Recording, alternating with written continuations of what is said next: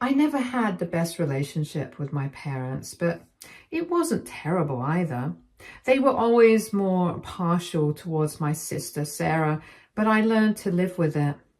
Sarah, now 32, was always the golden child, and I, at 28, was used to being in her shadow. Growing up, she got the newest phones, better clothes, and more attention, while I made do with hand-me-downs and worked part-time jobs since I was 16 to afford the things I wanted. I didn't complain much. I understood that my parents weren't obligated to provide anything beyond the basics. Plus, I took pride in being independent. The real shock came when Sarah got married 3 years ago, and my parents gave her and her husband a whopping $400,000 as a wedding gift, which they used to buy a beautiful house in an upscale neighborhood. At the time, I was genuinely happy for her, even if it stung a little. I had my own life going on. I was doing well as a software engineer, had saved up a decent amount of money, and was dating Tom, who would later become my husband. I figured my time would come, and I didn't dwell on the fact that my parents had never given me anything close to what they gave Sarah. After all, I didn't expect it. Fast forward to last year when Tom proposed. I was over the moon. We had been together for years, and he was everything I had hoped for in a partner. We planned a modest wedding, nothing too extra, because we wanted to save for the future. Neither of us wanted to blow all our savings on a single day, even if it was important. We had budgeted around $36,000, which felt reasonable for the kind of wedding we wanted. Elegant, but not over the top. To my surprise, my parents offered to pay for the entire wedding. I was touched. It felt like, for once, they were recognizing me as equally important. They seemed enthusiastic, asking about venues and vendors, and they genuinely appeared to be interested in helping. I didn't think too much about the amount. I figured they had already done so much for Sarah, so maybe they wanted to do something for me too. I never expected them to contribute anywhere near what they gave Sarah, but their offer to cover the wedding seemed generous. The wedding day was perfect. We had a small, intimate ceremony with close family and friends, exactly the way we wanted it.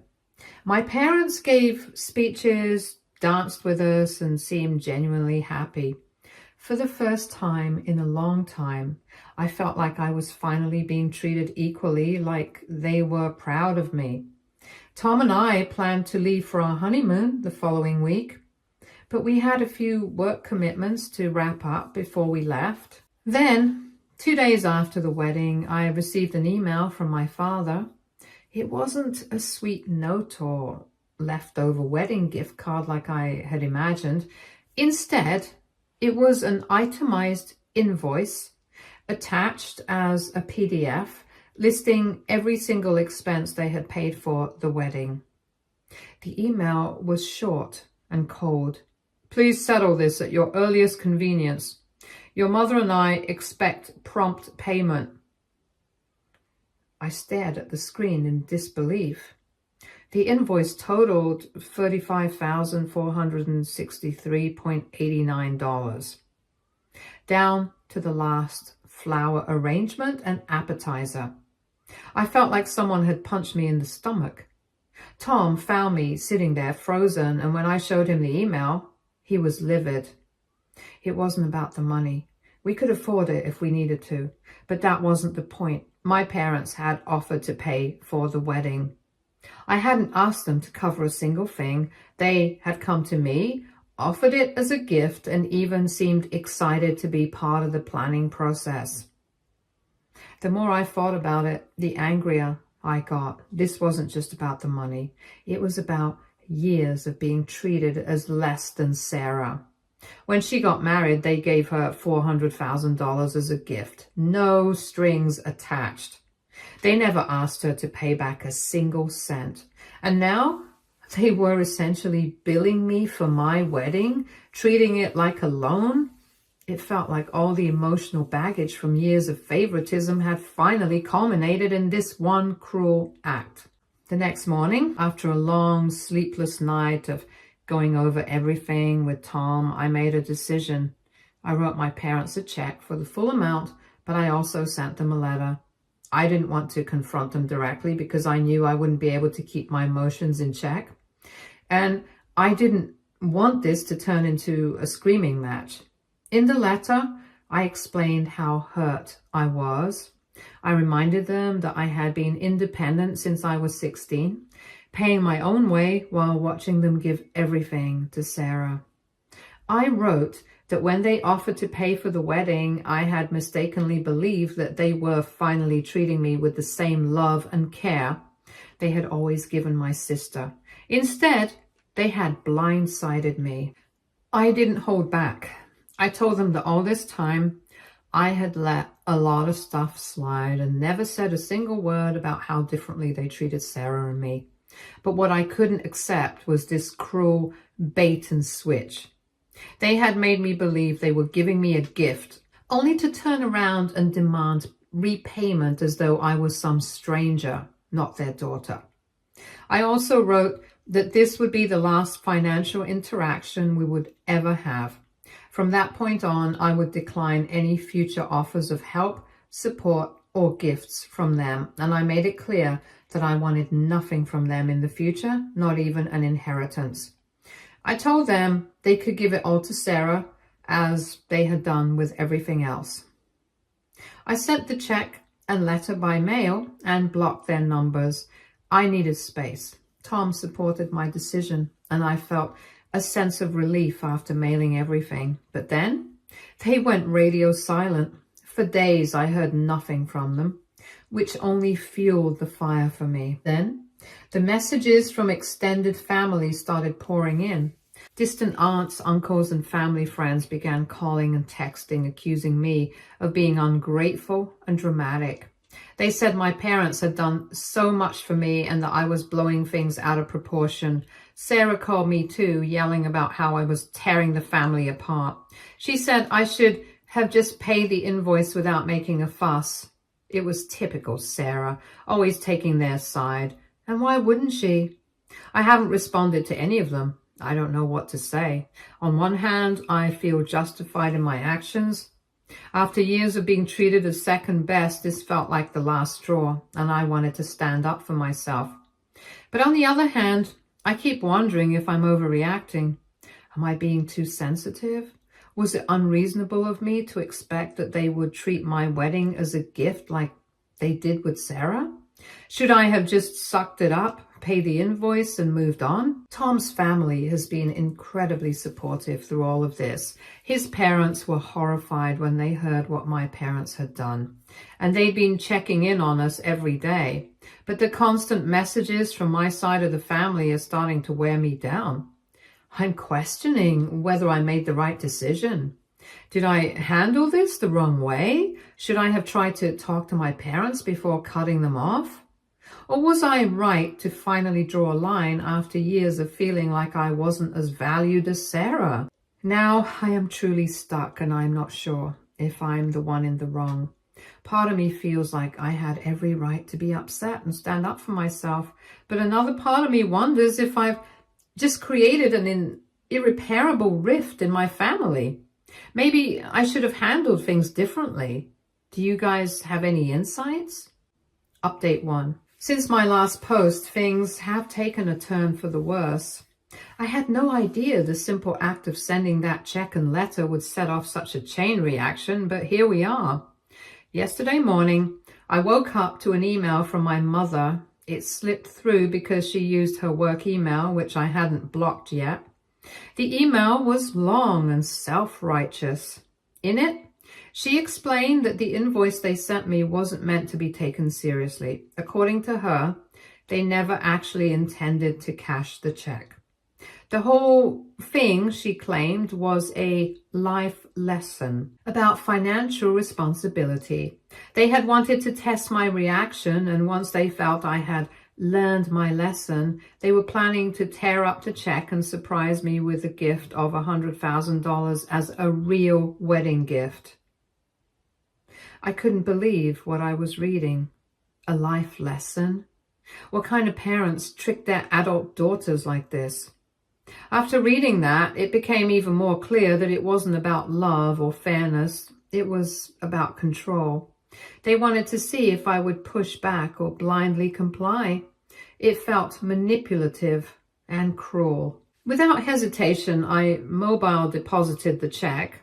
There was no way I was letting them tear it up after this lesson. I wanted the check cashed, and I wanted them to feel the weight of their actions. Then, in response to my mother's email, I sent her a short reply. I kept it simple and direct.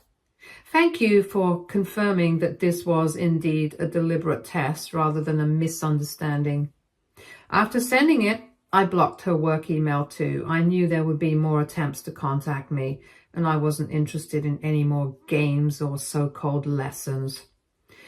Later that evening, things escalated further. Sarah showed up at my apartment unannounced. She started knocking loudly on my door, yelling my name. I didn't answer at first, hoping she would give up and leave, but that didn't happen. Instead, she started shouting through the door, saying I was being childish and making this whole situation bigger than it needed to be. She said our parents were just trying to teach me responsibility because they were worried about my spending habits. That comment, coming from Sarah of all people, made my blood boil.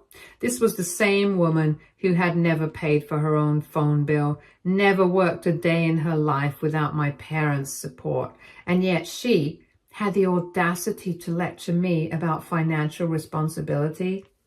As she ranted on, I quietly started recording everything on my phone. I wasn't sure what was going to happen next, but I wanted to have proof in case this turned into something even messier. Sarah went on and on about how I was tearing the family apart over something so trivial, and that I should just apologize to our parents and move on. She said they never meant to hurt me, and that they had always done their best for both of us. She kept insisting that I was overreacting and that this entire situation was my fault. I didn't respond. I didn't open the door. I just sat there listening, silently fuming. Eventually, after what felt like an eternity, she left, but not before calling me selfish and accusing me of trying to cut ties with the family over money. Once she was gone, I sat in silence for a while, feeling the weight of everything. Sarah's outburst only confirmed what I had already known for years. She would always take their side, no matter how unreasonable or hurtful their actions were. That night, I received more messages from extended family members. Apparently, Sarah had gone straight to my parents after her failed attempt at talking to me, and now they were rallying the troops. My phone was flooded with texts from aunts, uncles, and even a few family friends. Most of the messages followed the same pattern, calling me ungrateful, accusing me of causing unnecessary drama, and urging me to apologize to my parents for how I had treated them. One message in particular stuck out to me. It was from an aunt I hadn't heard from in years. She told me that I was lucky to have parents who cared enough to teach me these lessons, and that I should be grateful they were willing to spend so much on my wedding at all. She ended the message by saying that I was lucky to even have parents who wanted to be involved in my life. I couldn't believe how quickly everyone had turned on me. It was like they had all decided that my parents were in the right simply because they were the ones with the money and power. No one seemed to care about the emotional manipulation or the years of favoritism that had led up to this point. All they saw was that I was rejecting my parents' supposed generosity, and that was enough for them to side against me. By this point, Tom was starting to worry about how much this was affecting me. He kept asking if I wanted to take a break from social media and turn off my phone for a while, just to give myself some peace. He tried to reassure me that I wasn't in the wrong, and he reminded me of all the times my parents had shown favoritism towards Sarah, and how they had always used money as a tool to manipulate both of us. The most frustrating part was that I couldn't get any real answers. My parents weren't reaching out to explain themselves any further. They truly believed in their own narrative, painting themselves as the misunderstood parents who were just trying to help, while I was the ungrateful daughter who had blown everything out of proportion. I started to wonder if I should have handled things differently. Maybe instead of sending that letter and blocking them, I should have sat down with them and had a real conversation. But then again, I knew how those conversations usually went. They would twist everything around until I was the one apologizing for feeling hurt in the first place. It was a cycle I had been stuck in for years, and I wasn't sure if I had the energy to go through it again. Anyways, for now, I'm trying to focus on the life Tom and I are building together. We can't do much now and just hope for things to get better, I guess. Update 2. Hey everyone, I wanted to start by thanking all of you for your responses. Reading through your comments, advice, and personal stories really helped me process what has been happening. It's been a whirlwind of emotions over the past few days, and your support has meant more than you could know. While I've tried to stay strong through this, things have taken yet another unexpected turn. A few days after Sarah's visit, I received a call from my father's brother, my uncle. I hadn't spoken to him in years, and honestly, I wasn't sure what to expect. He's never been close to the family, but I figured he was reaching out to tell me to make amends with my parents like everyone else had been doing. Instead, what he told me blew my mind and put everything into perspective in a way I hadn't seen before. He started by saying he had heard what was going on through the family grapevine, and he felt compelled to reach out because apparently this wasn't the first time my parents had pulled a stunt like this. 20 years ago, something similar had happened between him and my grandparents, my father's parents. My uncle had refused to go along with their manipulative tactics, and as a result, they smeared his name throughout the family, accusing him of trying to steal from them and being ungrateful for everything they had done for him. He explained that back then, my dad didn't support him. In fact, he sided with their parents, which led to a huge rift between the two brothers that had never fully healed. My uncle said that he had always felt abandoned by my dad, and it had taken him years to come to terms with how their family operated. Hearing him speak about the past was like listening to my own story, but in a different context. My grandparents had used money and manipulation to control my uncle, just like my parents were trying to do with me now. The more he spoke, the more it all started to make sense. My parents weren't just acting out of character. They were repeating a pattern that had been set long before I was even born. They had learned this behavior from their own parents, and my dad, having been complicit in his brother's situation all those years ago, was now playing the same role as me. My uncle also mentioned that his refusal to comply with my grandparents' demands came with severe consequences. After the falling out, my grandparents cut him off completely, both financially and emotionally. They painted him as the black sheep of the family, and to this day, there are relatives who still believe the lies my grandparents spread about him. It was all about control, he said, and when they couldn't control him anymore, they erased him from their lives. Listening to my uncle's story sent chills down my spine. It was like a mirror image of what was happening to me now. My parents were upset because I had refused to play along with their game, and instead of trying to understand my perspective, they had turned the entire family against me. I started to see just how deep this toxic cycle ran, and how entrenched my parents were in the belief that they could control their children through manipulation. After my conversation with my uncle, I couldn't stop thinking about everything he had said. It made me wonder if deep down my father's behavior was driven by guilt, Maybe he knew he had abandoned his brother all those years ago, and now he was trying to justify his actions by doubling down on the same tactics. My parents had built their entire relationship with Sarah and me around the idea that we owed them something, and any deviation from that script was seen as betrayal. But the more I thought about it, the clearer it became that this wasn't about me at all. It was about them, their unresolved issues, and the unhealthy dynamics they had learned from their own parents. In the days that followed, I kept receiving more messages from family members. It was clear that Sarah had been working overtime to rally people against me. One of my cousins, whom I had always been close to, sent me a long text saying I was being selfish and disrespectful for not appreciating everything my parents had done for me.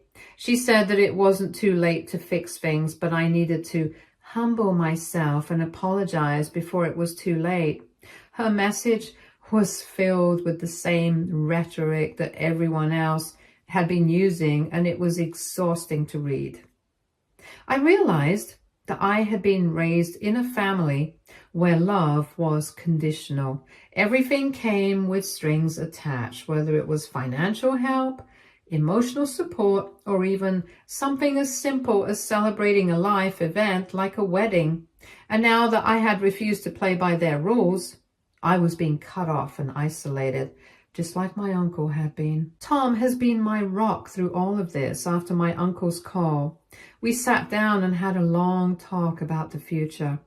He told me that no matter what happens, we'll get through this together, and that I don't owe anyone anything, not my parents, not Sarah, and certainly not the extended family members who had suddenly become armchair psychologists. His support has been unwavering, and for that, I'm grateful beyond words. But even with Tom by my side, I am still a little conflicted. My parents had done a number on me emotionally, and part of me still wondered if I was in the wrong. Was there a way to fix things without compromising my boundaries? I spent hours going back and forth in my head trying to figure out if there was a path to reconciliation that didn't involve me sacrificing my own mental health. Then something strange happened. I received a voicemail from my dad. It was the first time he had tried to reach out directly since I had sent the letter and check. His voice sounded different. He didn't sound angry or demanding like I had expected. Instead, he sounded tired. In the message, he said he didn't want to fight anymore and that he was willing to talk if I was open to it. He didn't apologize or acknowledge what had happened, but it was clear that something had shifted. Maybe he was starting to realize that I wasn't going to back down this time. I haven't responded yet. Part of me wants to call him back and see if there's a chance we can have an honest conversation about everything. But another part of me knows that this could just be another attempt to manipulate me into feeling guilty. My uncle's words kept ringing in my ears. They'll never admit they're wrong because they don't think they are. If I do decide to talk to my dad, I need to be prepared for the possibility that nothing will change. Right now, I'm still processing everything. The revelations from my uncle, the messages from family, my dad's voicemail. It's all going on in my head, and I'm not sure what my next step will be. I want to believe that my parents can change, that they can finally see me as an equal and not just someone they can control. But I also know that after years of being treated like this, it's going to take more than a single conversation to repair the damage. For now, I'm taking things one day at a time. Tom and I have been focusing on our lives and our future together, trying to build something healthy and free from the toxic patterns of our families. But the doubt still lingers. Am I doing the right thing by standing my ground, or am I pushing away the only family I've ever known? As much as I want to have a clear answer, I'm still in the same old boat, and maybe that's okay. I'll keep you all updated as things progress, but for now, I'm just trying to navigate this as best as I can. Update 3. Hi everyone. I want to start by saying how grateful I am for all your responses. Your advice and support have been invaluable as I navigate this mess with my family. When I first posted, I wasn't sure where things were headed or what I wanted to do, but after reading through your comments and giving it a lot of thought, I've come to some important realizations. One thing that really stood out for me from your responses was how many of you pointed out that for a long time I've been forcing myself to make things good with my mom and dad, trying to patch things up and pretend like everything was normal. But the truth is, I finally accepted that it's okay if things don't go back to normal, because honestly, I'm not even sure what normal was. The dynamic with my parents has always been unhealthy, and I've spent years trying to ignore that. Now I realize that it's okay to let go of the idea that things will ever be the way I want them to be. A lot of you also pointed out that I might have been too forgiving in my assumptions about my dad's guilt. Looking back, I see that I was holding on to the hope that maybe, just maybe, my dad's behavior was driven by guilt and that he could change. You were right. It doesn't justify his actions, and it doesn't excuse the years of manipulation, favoritism, and emotional control. No matter how guilty he might feel, it doesn't erase the harm that's being done, and it doesn't mean I have to let him off the hook for it. But at the same time, I realize that I do need closure. I need to put an end to this chapter of my life, whether or not it involves reconciliation with my parents. So I decided to meet my dad. I felt like it was something I had to do to get closure for myself, not for them. When I met my dad, I could tell right away that he wasn't the same person I had grown up fearing. He seemed worn down, almost defeated, and for the first time in my life, he actually seemed apologetic. He didn't come out and say, "I'm sorry," in those exact words, but he apologized for how things had gone with the wedding and for how both my mom and Sarah had treated me. He even mentioned that he had spoken to some of our relatives and asked them to stop bothering me, which was a small relief. But then he did something that caught me off guard. He tried to return the money. He pulled out the same check I had sent him for the wedding expenses and slid it across the table towards me, asking me to take it back. He said that he and my mom had discussed it and that they wanted to make things right, but this time I was prepared. I told him as clearly as I could that I wasn't taking the money back. I made it clear this wasn't just about the money, it was about everything that had happened over the years, the way I had always been treated as second best and the emotional toll that had taken on me. I told him that taking the money back wouldn't fix that and that this wasn't about a financial transaction anymore. I could see his frustration when I refused the money. It was as if he didn't know what else to offer me. I think in his mind, returning the money was his way of saying sorry, but it didn't address the deeper issues that had been festering for years. He couldn't see the damage wasn't something that could be undone with the check. After I told him I wasn't taking the money, he sat quietly for a few minutes before saying that he didn't want to lose me. He said he knew that things had gone too far and he didn't want our family to be torn apart. I could tell he was trying to be sincere, but even in that moment, I realized that I wasn't looking for reconciliation. Not in the way he wanted anyway. I wasn't interested in going back to the way things were or pretending like everything could magically be okay again. What I needed was space, a real break from the toxic dynamic that had defined our relationship for so long. So I told him that I needed a break from the family and that this meeting, while it was important, didn't change much. I explained that I wasn't ready to just forgive and forget and that I needed time to heal on my own terms. He didn't argue with me, which surprised me. He just nodded and said he understood. He didn't try to convince me to come back or tell me I was overreacting like he had in the past. In some ways, that was more of an apology than anything else he could have said. As I left the meeting, I felt a strange mix of emotions. I wasn't angry, but I wasn't relieved either. I think I had gone into it hoping for some kind of closure, but closure isn't as neat and tidy as we want it to be. There wasn't a clear resolution, no dramatic reconciliation or emotional breakthrough. It was just done. I had said what I needed to say, and now it was up to me to move forward. Since then, I've taken a few steps to protect my peace. I've blocked a few more family members who were still harassing me about the situation.